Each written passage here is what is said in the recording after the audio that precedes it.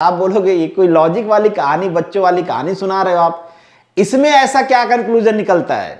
तो बस आप कहोगे नया क्या पढ़ के सुना रहे हो, ये तो नियर अबाउट बहुत सारे स्टेट में है और बहुत सारी पोस्ट के लिए है। डिग्री को ओवर क्वालिफाइड माना जाता है, इन्होंने भी मान लिया ओवर क्वालिफाइड, इसमें क्या नई बात है। एक कैंडिडेट ऐसा था जो मैथ में फेल हो गया, बी डिग्री कंप्लीट नहीं हुई, डिग्री सर्टिफिकेट नहीं बना उसका सिलेक्शन हो गया, मतलब उसको ले लिए। कोई अगर फेल होता है, पहली बार आप सुनोगे कि कोई फेल हो रहा है और उसको एप्रिसिएशन मिल रहा है, कोई बात नहीं बेटा तुम फेल हो गए ना, तुम हमारे लिए परफेक्ट हो, तुमको हम रखेंगे, बाकी जो डिग्री पास करने उनको भगाओ। ऐसे ऑर्गेनाइजेशन आपने बहुत सुने होंगे कि जहां पे लो क्वालिफिकेशन वाले लोग जाते हैं, ऑर्गेनाइजेशन को प्रमोट करते हैं कि तुम हमसे पैसा लो, जाओ पढ़ाई करो, रिसर्च करो, कुछ ज्यादा सीख के आओ, हमारे ऑर्गेनाइजेशन में कंट्रीब्यूट करो। ये पहले ऐसे ऑर्गेनाइजेशन कहते हैं अगर तुम ज्यादा डिग्री ले लोगे ना और अपने पैसे से भी लोगे तो भी तुमको हम निकाल देंगे। आप कहोगे भाई नहीं करना है मत जाओ, कौन पूछ रहा है तुमको, जाओ। उनको चाहिए D2D वाले नहीं चाहिए तो मत करो अप्लाई, उनकी मर्जी उनकी जॉब। भाई ऐसा नहीं है, ये पब्लिक सेक्टर कंपनीज हैं, गवर्नमेंट का कंट्रीब्यूशन है, गवर्नमेंट कंपनियां हैं। यहां पे अंधेरपुर नगरी नहीं चल सकता कि आपकी मर्जी आप जिसको एलिजिबल करोगे, आपकी मर्जी जिसको बाहर करोगे।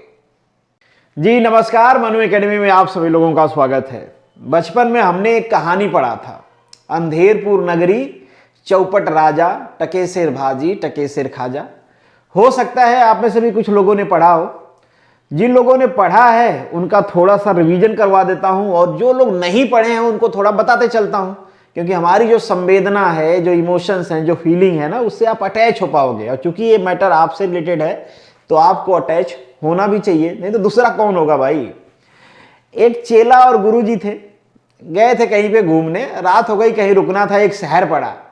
गुरु ने कहा बेटा चेले यहीं रुक लेते हैं, अब रात भी हो गई है, खाने पीने का टाइम है, जाओ कुछ लेके आओ मार्केट से, खाते पीते हैं। चेला जब मार्केट गया तो भाव पूछा, पता चला कि भाई यहाँ पे सब टके सेर है, आप कुछ भी लो सबका एक ही भाव है, चाहे आपको सोना लेना हो, कोयला लेना हो, स्वीट लेना हो, गेहूं मिठाई, काजू कतरी, चाहे कुछ भी लेना हो, सबका एक ही भाव है। चेला थोड़ा सोचा भाई अब जब एक ही भाव है, बहुत दिनों से यार खराब सब्जियां खा रहे हैं, आज कुछ बढ़िया खाते हैं, गुरुजी भी खुश होंगे।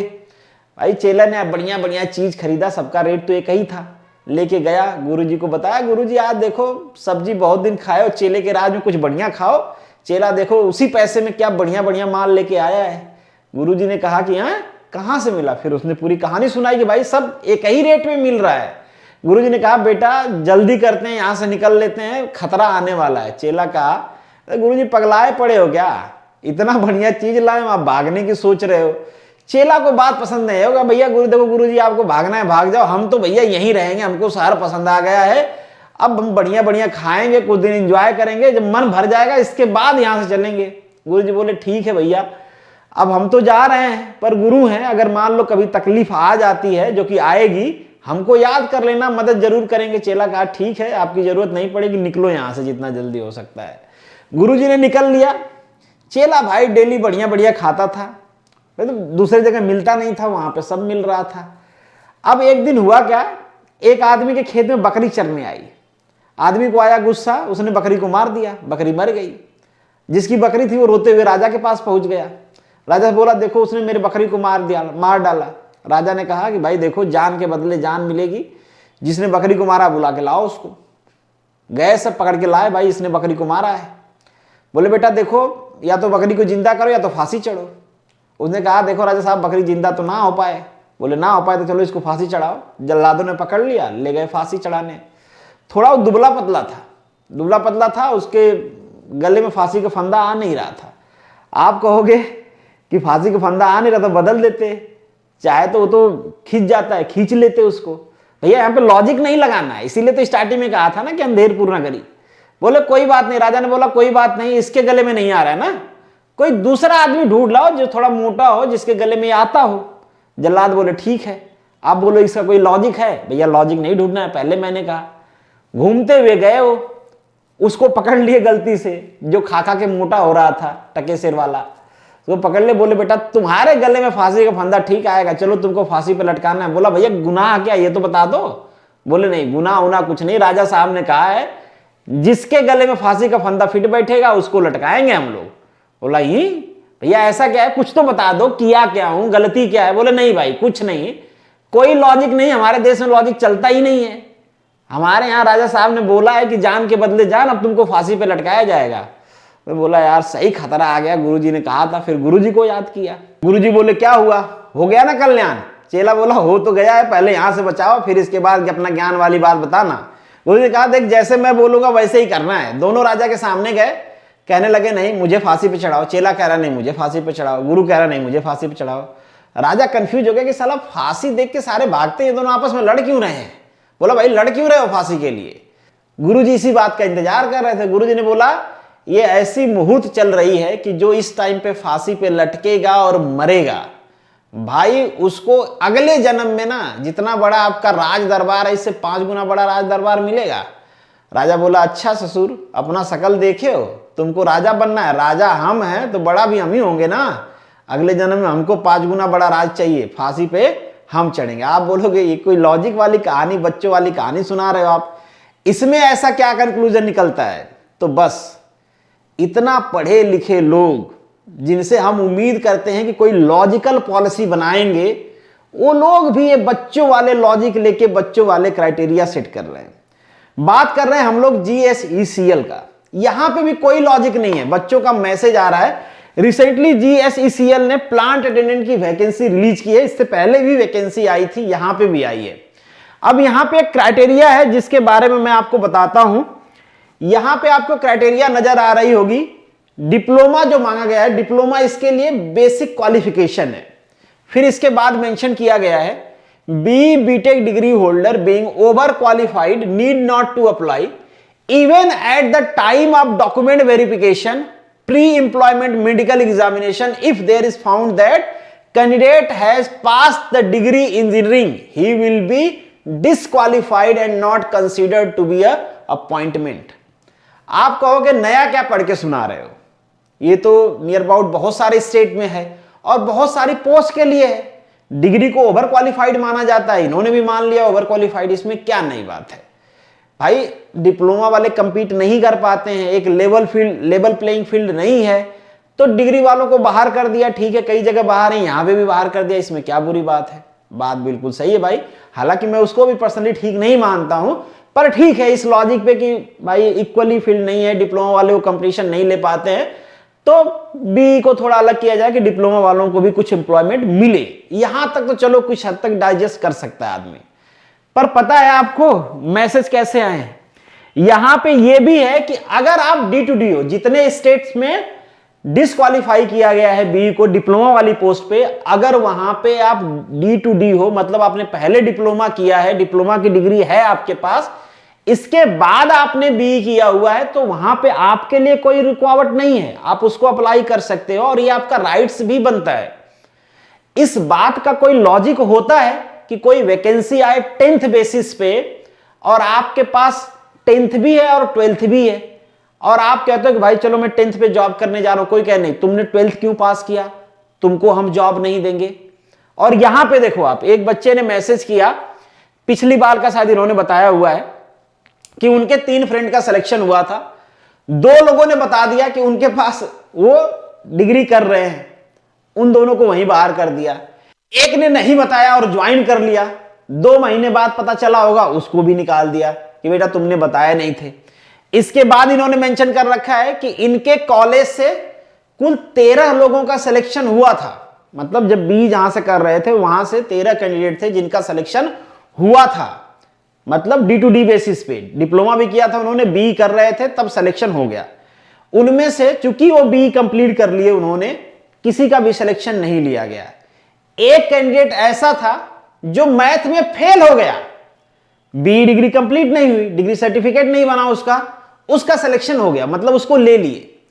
कोई अगर फेल होता है, पहली बार आप सुनोगे कि कोई फेल हो रहा है और उसको एप्रिसिएशन मिल रहा है, कोई बात नहीं बेटा तुम फेल हो गए ना, तुम हमारे लिए परफेक्ट हो, तुमको हम रखेंगे, बाकी जो डिग्री पास करने उनको भगाओ। मतलब क्या ही लॉजिक होगा इसके पीछे कि एक आदमी जिसके पास जो मिनिमम क्राइटेरिया मेंशन कर रखा है वो क्राइटेरिया भी है उसके पास, उसके अलावा कुछ एडिशनल क्राइटेरिया ले लिया उसने, तो आप उसको एलिजिबल ही नहीं कर रहे हो। और आपका सिलेक्शन हो गया है, उसके बाद अगर आपका बी कंप्लीट होता है तो इनको कोई दिक्कत नहीं है। सिलेक्शन से पहले बी कंप्लीट नहीं होना चाहिए। मान लीजिए आप बी थर्ड ईयर में हो, D2D कैंडिडेट हो, आपने दे दिया भाई, आपका लास्ट सेमेस्टर है, ज्वाइनिंग आते आते आपका ज्वाइनिंग भी हो गया और बी भी कंप्लीट हो गया, तब उनको ऑब्जेक्शन नहीं है। ज्वाइनिंग हो गई आपकी, बी भी हो गया, सब कुछ ठीक है। पर भाई ज्वाइनिंग नहीं हुई है और बी कंप्लीट हो गया, तब इनको ऑब्जेक्शन हो जाएगा।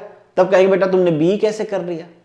ऐसे ऑर्गेनाइजेशन आपने बहुत सुने होंगे कि जहां पे लो क्वालिफिकेशन वाले लोग जाते हैं, ऑर्गेनाइजेशन को प्रमोट करते हैं कि तुम हमसे पैसा लो, जाओ पढ़ाई करो, रिसर्च करो, कुछ ज्यादा सीख के आओ, हमारे ऑर्गेनाइजेशन में कंट्रीब्यूट करो।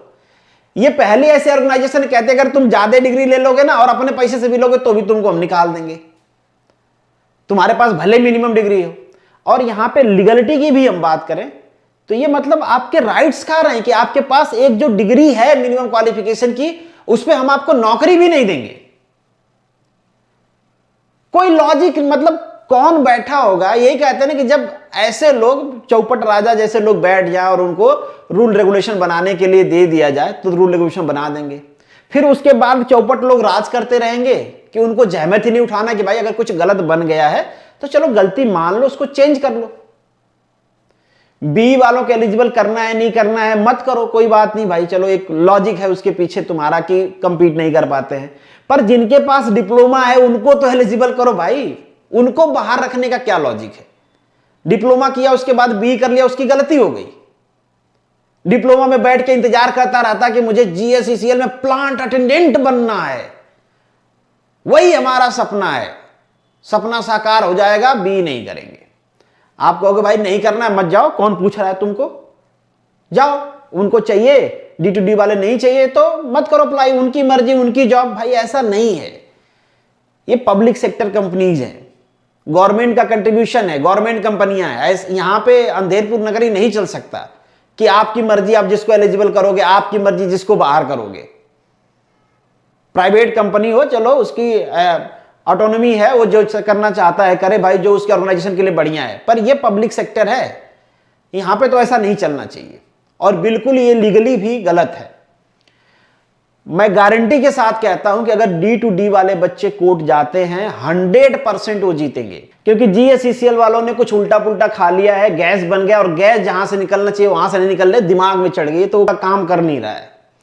भाई लिटरली इस बात का कोई लॉजिक नहीं है कि जिस बंदे के पास ऑलरेडी डिप्लोमा की डिग्री है आप उसको बाहर रख रहे हो इस बेसिस पे कि वो बीटेक में एडमिशन ले लिया है या बीटेक कंप्लीट कर लिया है। मतलब ये हद हो गई है। तो मैं आप लोगों से कहूंगा कि भाई आप लोग स्टैंड लो, जो D2D बच्चे हैं वो स्टैंड लें, जाके लेटर लिखें, नहीं मानते ना तुम केस करो, 100% तुम जीतोगे, क्योंकि इनके पास ऐसा कोई लॉजिक नहीं है। और ऐसा कुछ नहीं हो सकता भाई कि एक डिग्री हमारे पास है और दूसरी डिग्री हमको मिल गई तो हमको पहले डिग्री पे नौकरी ही नहीं दोगे। मतलब इसका क्या ही सैर पैर है, इस बात का कोई सैर पैर नहीं है। ठीक है, तो बहुत सारे बच्चे इस टाइप के मैसेज करते हैं, मैं कितना आपको कटिंग दिखाऊं। बहुत सारे पूछ रहे हैं हम भरें कि नहीं भरें। मैं तो यही कहूंगा आप भरो और इसके लिए थोड़ा आप स्टैंड लो। बाकी एक दो और क्वेरीज है कि नई वैकेंसी आ गई तो क्या प्रीवियस वैकेंसी की जो वेटिंग लिस्ट है वो आएगी, क्या क्लियर होगी। तो देखो प्रीवियस वैकेंसी अलग है, ये वैकेंसी अलग है, उसमें जितनी पोस्ट है अगर लोग उतने सेलेक्ट होते हैं और उनमें से कोई ज्वाइन नहीं करता है तो वेटिंग लिस्ट वो ऑपरेट कर देंगे। ठीक है, ऐसा नहीं कि वो वैकेंसी में देख के इस हिसाब से निकाले होंगे, मोस्ट प्रोबेबली वो होगा। मैं ये श्योरिटी से नहीं कह रहा हूं कि होगा ही, पर इस बात के चांसेज हैं कि अगर वहां पे कोई ज्वाइन नहीं करता है तो वेटिंग लिस्ट अगर करते हैं वो तो ऑपरेट कर देंगे, उसका कुछ इससे लेना देना नहीं है। सेपरेट वैकेंसी है तो इसका सेपरेट रिक्रूटमेंट है। पर अगर आप D2D हो तो आपको बिल्कुल इसके बारे में सोचना चाहिए और स्टैंड लेना चाहिए। ये अंधेरपुर नगरी वाला सिस्टम बंद होना चाहिए और बंद तभी होगा जब आप इसके लिए स्टैंड लोगे। चलिए यहां पे इस वीडियो को खत्म करते हैं। आपका अगर कुछ डाउट, कुछ प्रॉब्लम, कुछ सजेशन है तो वो कमेंट बॉक्स में जरूर लिखिएगा। बाकी लोग से कनेक्ट करेंगे, लेट्स सी कि GSECL वाले अब आगे क्या करते हैं। बिल्कुल आपको एक लेटर लिख के देना चाहिए। चलिए मिलेंगे नेक्स्ट वीडियो में, तब तक के लिए all the best, good luck and जय हिंद।